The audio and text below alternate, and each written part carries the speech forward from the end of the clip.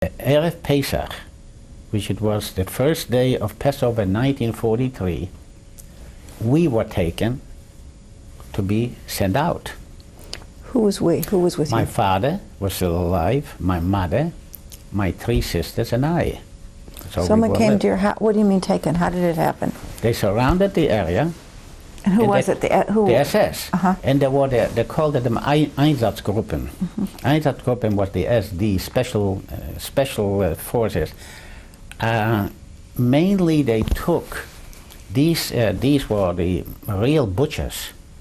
They came mainly from Austria, from the Tyrolean mountains, because we recognized their uniform. It was a dark khaki uniform, hairy, with a fatigue hat, with a what do you call it, a dead skull on the front. When we saw them,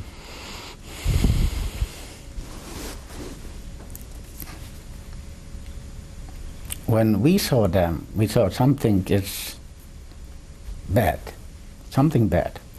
They surrounded our block, and they took out whomever they want to.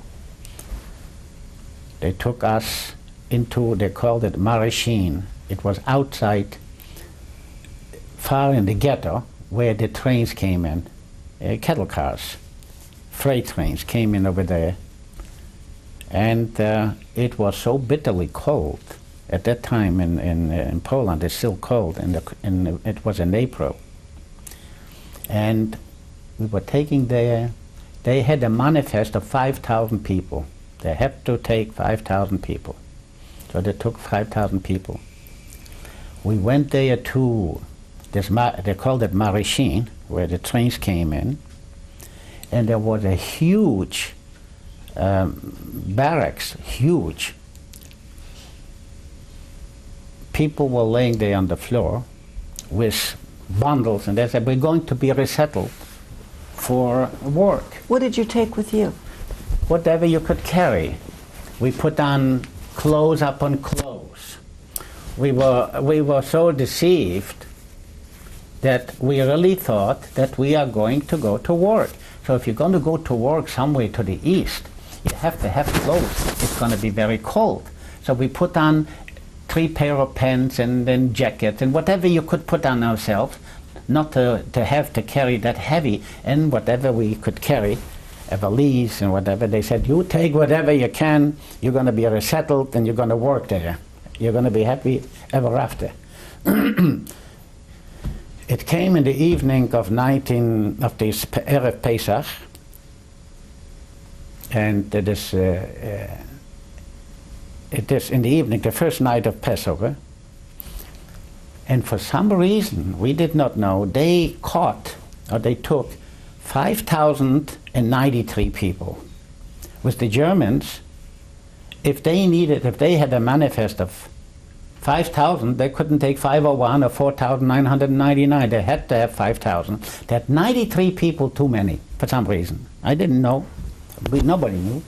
It must have been around 12 o'clock at night, in the middle of the night, came in SS officers, and when you were staying before an SS officer or a German soldier, you had to straighten yourself up, take the hat off or cap or whatever, and stay under tension. Whether you could or you couldn't, you had to do that.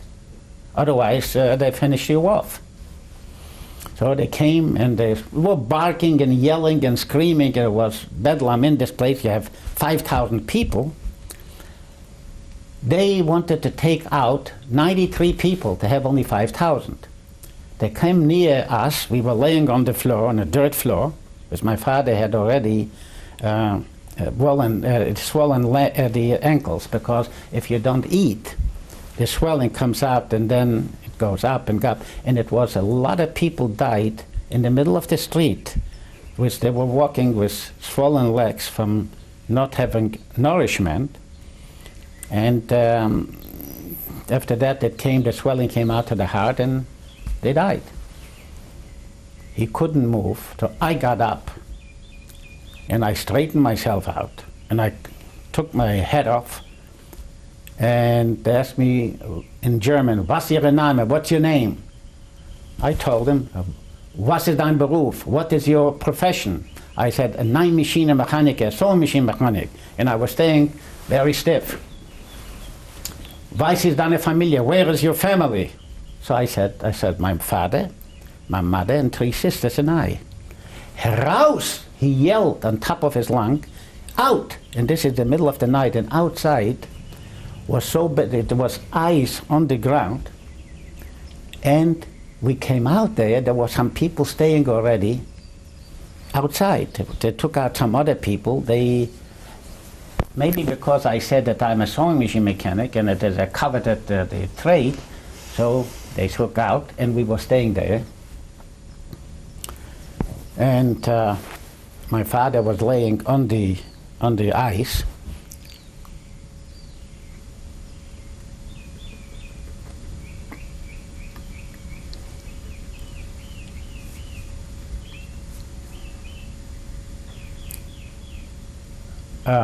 They counted us, and they took these 93 people. Then we found out that they had 93 too many. We had 93 people. They took us to jail, in the ghetto to a jail. Not far from there, we walked. My father couldn't walk. How I did it, I don't know. I took him on my shoulders.